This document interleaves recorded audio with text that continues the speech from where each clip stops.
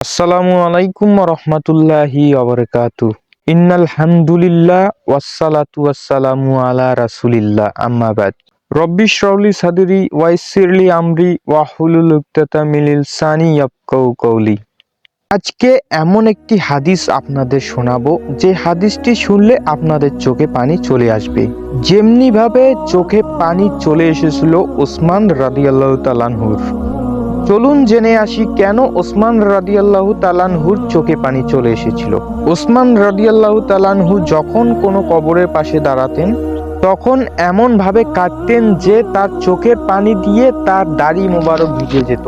তখন তাকে জিজ্ঞেস করা হলো, আপনি জান্নাত ও জাহান্নামের কথা স্মরণ করে এতটুকু কাঁদেন না যতটুকু কাঁদেন কবরের পাশে দাঁড়িয়ে, এর কারণ কি?